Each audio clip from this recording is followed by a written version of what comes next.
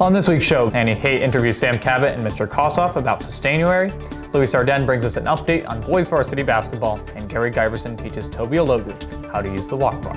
Lawrenceville's 10-minute newscast begins right now. From the studios inside the Lawrenceville School's historic Pop Hall, this is L10 with Ghael Fobes. Hello and welcome to this week's show. Lawrenceville's weekly student newspaper, The Lawrence, has been honored by the Columbia Scholastic Press Association for the second consecutive year. The publication received a gold medal for excellence and was specifically praised for its coverage of both the school and the surrounding community, as well as its depth of research and interviewing of multiple sources. 11 members of Lawrenceville's Model United Nations team have been honored for their performances at the recent Yale Model UN Conference. 5 were recognized for their participation in the General Assembly Committee, while 6 more were recognized for their performance in other assemblies. The paintings of Art Department Chair Alan Fitzpatrick are currently being featured in an exhibit by the Rider University Art Gallery. The exhibit held its opening reception on Thursday night, where Fitzpatrick delivered remarks to Rider faculty members and students. 4 former Emily Lee has won the school-wide Poetry Out Loud competition. Lee will represent Lawrenceville at the New Jersey State Finals at the College of New Jersey on March 9th. At the state finals, Lee plans to recite 3 poems: Analysis of Baseball by Mae Swenson, Broken Promises by David Kirby, and Ozymandias by Percy Bysshe Shelley. At yesterday's school meeting, Laurentians of all forms participated in the annual Trashion Show. The Trashion Show! Here's your MC, Charlie Christopherson! Our first guest, coming all the way from the Science Building, is a teacher of ICAPS, which, if you didn't know, stands for I Create Amazing Fashion Statements. Let's hear it from Miss Scott. Next men's quote, if not Lawrenceville, then where, has been quoted more times at school meeting than Jesus, Gandhi, and Tupac combined. Our headmaster, Mr. Murray.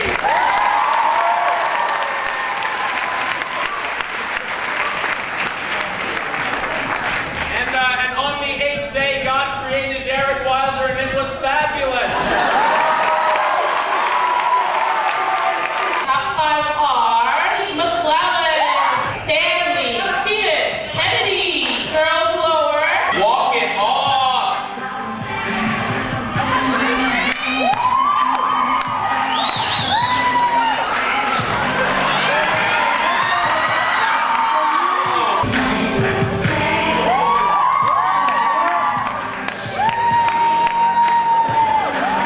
Let's see it, Tank. I'm digging it. In 3rd place, girls lower. In 2nd place, Steven. And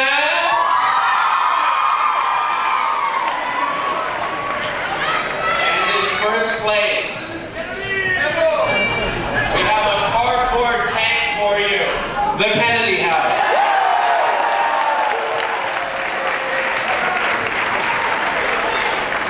This month, the Student Council is promoting environmental sustainability as a part of its month-long celebration of Sustainuary. Our news reporter Annie Haight interviewed Director of Sustainability Sam Kossoff and Sustainability Representative Sam Cabot about the month's event. So how was the beginning of Sustainuary gone? So I think, for a couple of people have really taken that on, and as we saw at least today with the Trashion Show, like Ted Atwood did a really good job planning that in the way that he saw fit, and we gave him a lot of room to do that. There's been a couple other great things as well. Yeah, I agree. I think, it's all about investment of time and energy and people's enthusiasm.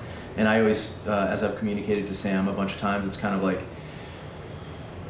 important to create a buzz and some fun about the whole event. And, here we are in kind of the dark days of winter, and why not kind of have something to look forward to on a weekend night or, a random Thursday night like an Eco Coffee House. So, yeah, I think they've gone really well. We can always do more. And we're always competing with other events, sporting events, practices, people's busy schedules. So when it's all said and done, I think we've gotten good turnout at some of the opportunities, and hopefully students will follow through with the remaining things that we have left. What is something you're looking forward to accomplish in the last part of Sustainuary? Yeah, so I think the one thing that is very exciting for me at least was our sort of original idea of creating a water bottle challenge. And just today, people sort of finished up each house sent in their final draft of their water bottle. And so going forward, I'm really excited to sort of plan out and choose the one that's, that we think is the best, and then also putting that into action going forward. Boys Varsity Basketball has enjoyed a successful season thus far, having won 12 of their last 20 games. This week, our sports reporter, Louis Sarden, went behind the scenes with the team for an exclusive profile. Thanks, Ghael. I'm here at the varsity court in Lavino Fieldhouse to check in with players and coaches of the Boys Varsity Basketball team to see how their season is going. I'm here with seniors Isaiah Wingfield and Ezra Swell, the captains of the Boys Varsity Basketball team. So, guys, how has the season been so far? The season's been going pretty well. We have a really good team, great chemistry. We've got some important wins down the stretch. We got some big games coming up, so we expect to get those wins. But yeah, it's been going pretty well.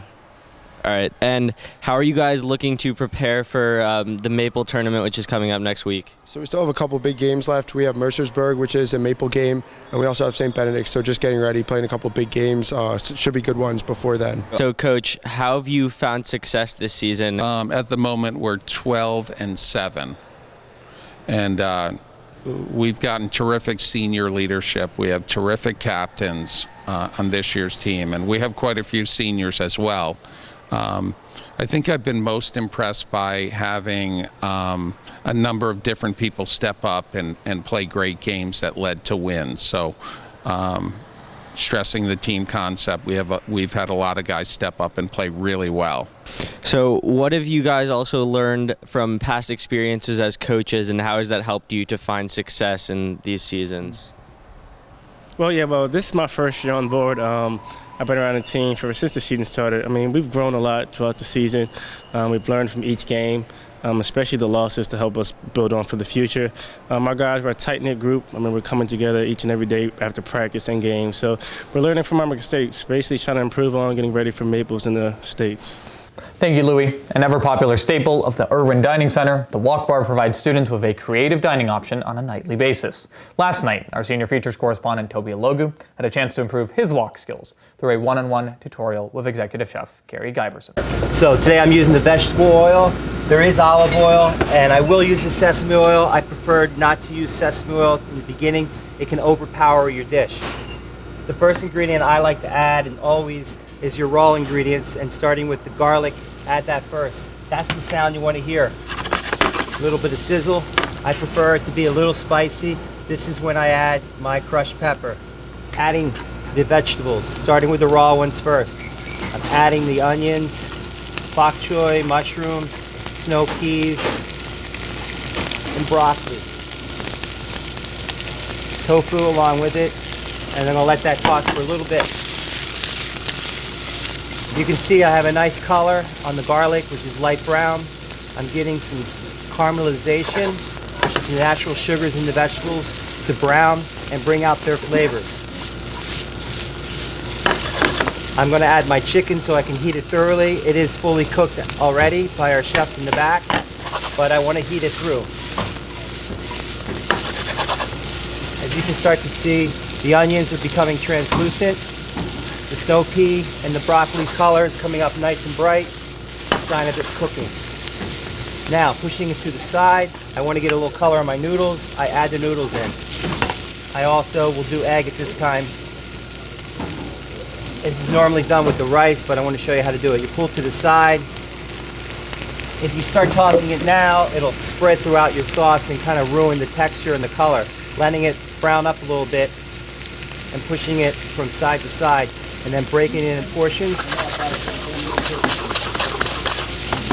At this point, I'm going to select my sauce. I'm in favor of the General Tso's chicken.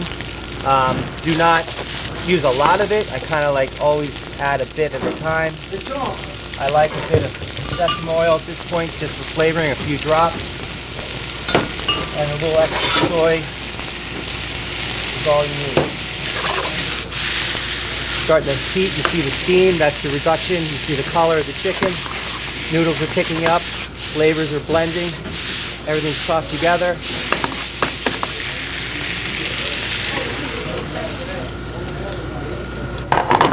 I hope this helps your wok joy. Thank you, Toby. Hope you enjoyed the meal. That is our show for Friday, February 3rd, 2017. From all of us here at L10, thank you so much for watching, and have a great winter gathering.